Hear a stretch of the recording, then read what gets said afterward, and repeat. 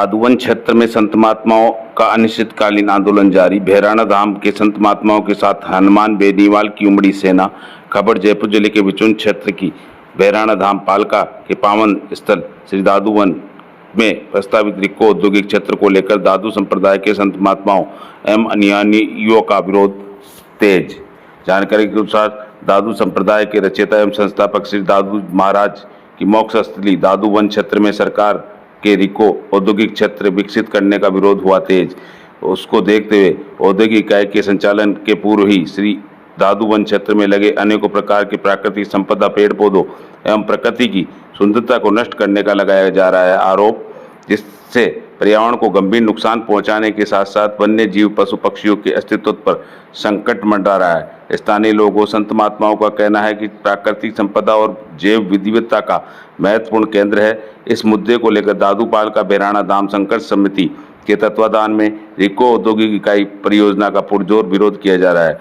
समिति ने इसे पर्यावरण, आस्था और सांस्कृतिक विरासत से जुड़ा गंभीर मुद्दा बताया है। इस दौरान समिति सदस्यों ने 27 मई को विवादित भूमि पर अनिश्चितकालीन धरना स्थल पर देश के प्रसिद्ध धार्मिक स्थानों की बड़ी संख्या में संत महात्माओं के साथ साथ प्रसिद्ध राजनीतिक नेता हनुमान बेनीवाल की सेना, बड़ी संख्या में स्थानीय के साथ साथ दूर दराज से आए संत महात्माओं से जुड़े भक्तों के साथ साथ क्षेत्रवासी शामिल हुए।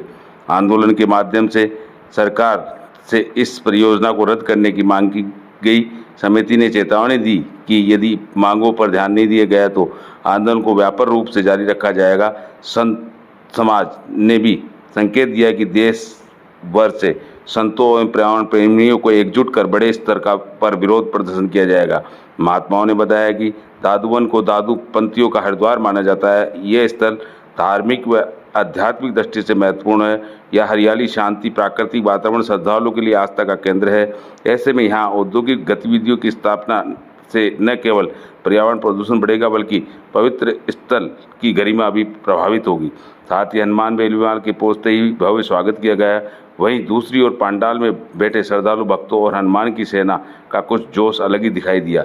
और हनुमान बेनीवाल ने अपने संबोधन में भाजपा और कांग्रेस को एक थाली के चट्टे पट्टे बताते हुए कहा कि अनेकों प्रकार के आरोप प्रत्यारोप करते हुए कहा कि अगर ये धाम नहीं सुरक्षित रहा तो सरकार की ईंट से ईंट बचा देंगे।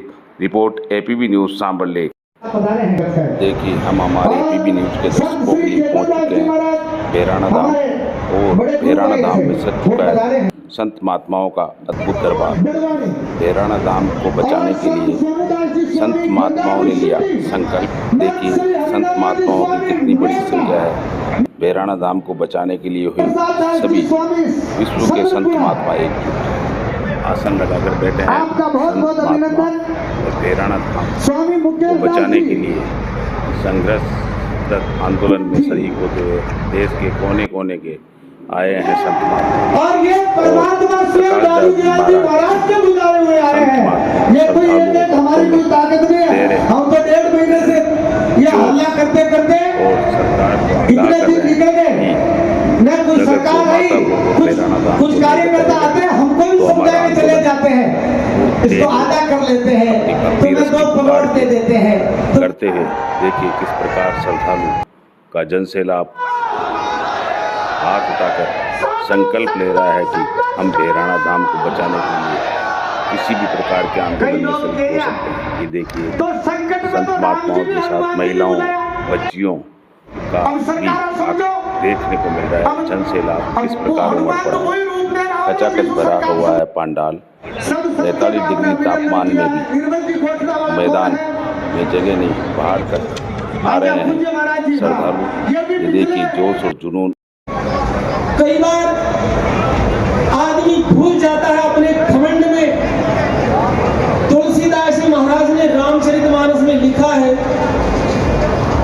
जहिते नीच बड़ाई पावा, सो प्रथमई हति ताहि नसावा।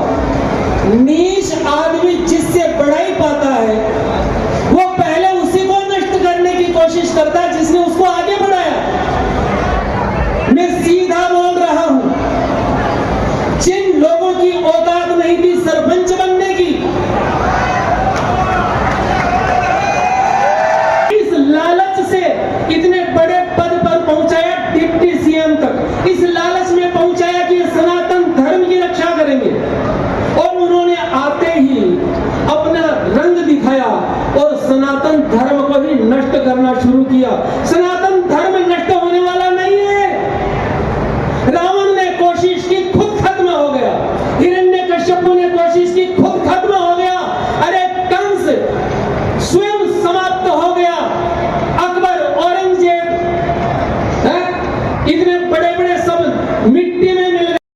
हमारे भी खिलाफ बोले।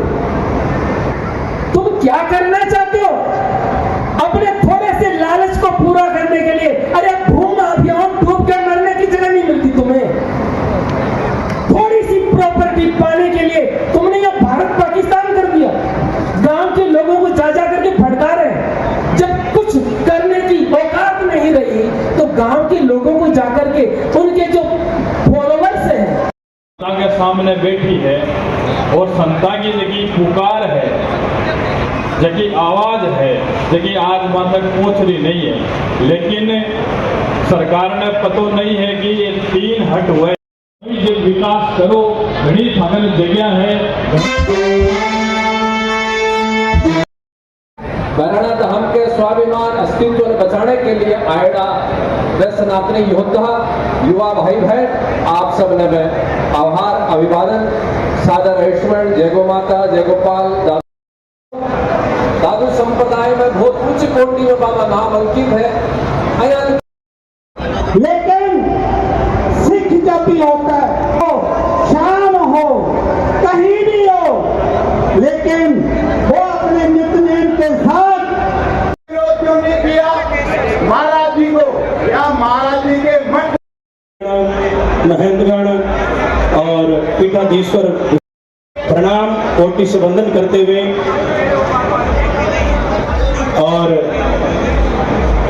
राजनीति मंच नहीं है, ये संतों के हनुमान जी बेनीवाल का खुद का भाषण है कि मैं संतों का सेवक हूँ, संतों का दास हूँ। मुझे संतों की सेवा चाहिए, पर्यावरण की रक्षा करना चाहिए। यहाँ लाखों पेड़ काटे गए और कितने वनपक्षी थे यहाँ पर। ये भाई बगल में सोडा हाथ में गोंडी और चारू दशा जागिरी में है। इतनी सी जमीन से हमारा काम चलने वाला नहीं है। हमारी भूमि तो गुरु भारत भूमि माता है, पूरी भारत की डिमांड करते हैं। रिको बनाओ, रिको बनाओ। श्री रामदास जी महाराज की, श्री कबीर साहेब की, सभी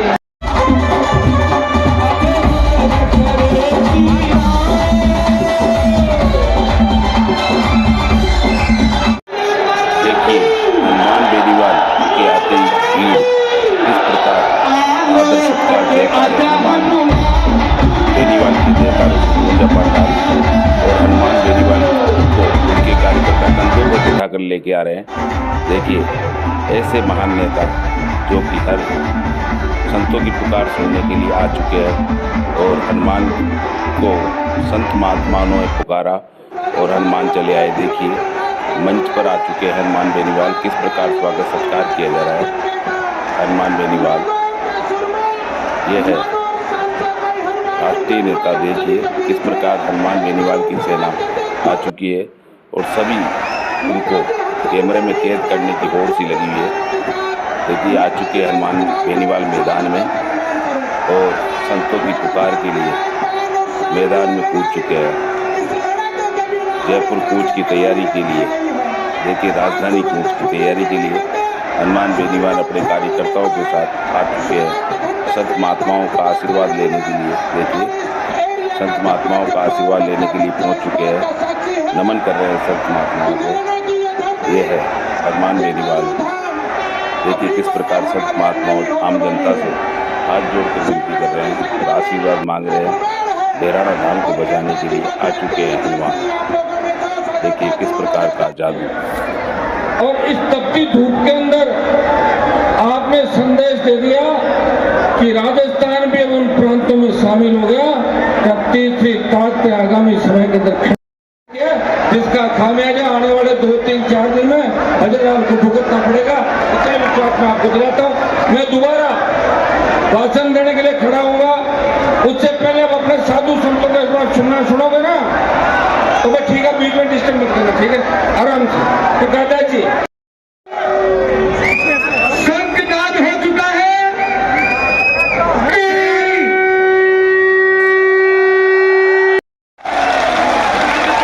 ऐसा नहीं, अपना अपना बेटा पता चले सरकार को अपने अपने भगवान की टॉप चुना करके आराम से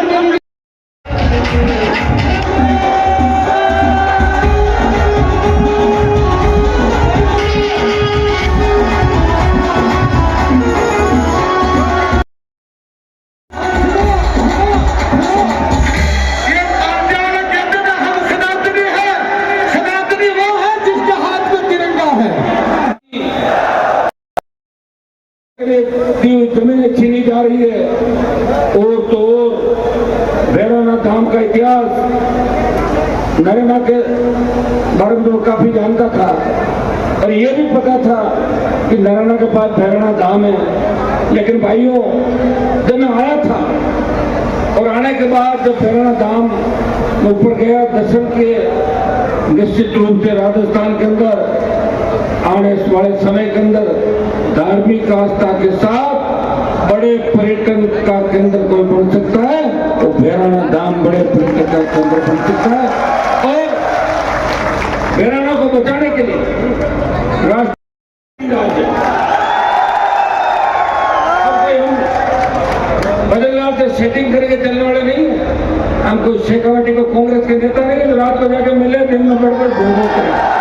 सीधी लड़ाई होगी, आर पार की लड़ाई होगी। या तो मूर्खाती राज समझ जाएंगे और इन साधु संतों की मान लेंगे, क्योंकि साधुओं से जो भी टकराया उसका अस्तित्व खत्म हो गया। मैंने बड़े बड़े नेताओं को साधुओं के कदमों में पड़े हुए देखा है। और ये सीधा सीधा जिस तरह वो सीबीएसई का एआई से कॉपी जचवाएंगे, उसके अंदर कितने बच्चों ने सुसाइड किया, किस दिशा में देश जा रहा है, किस दिशा में प्रदेश जा रहा है, आखिर कौन चिंता करेगा इस प्रदेश की। खुद के घर की तो चिंता सब करते हैं, अपनी टिकट की चिंता करते हैं। पैसा खाने के बाद 5 साल उस पैसे को बचाना, विदेशों में यात्राएं, होटलें, फार्म हाउस, और उसके बाद 4 महीने पहले आके ये भाषण बड़े बड़े विधानसभा में आरोप लगाना और रात को उनके कदमों में जाके पड़ जाना। ये धंधा चला है राजस्थान के अंदर, और इसीलिए राजस्थान में तीसरी ताकत खड़ी नहीं हुई। और जब तीसरी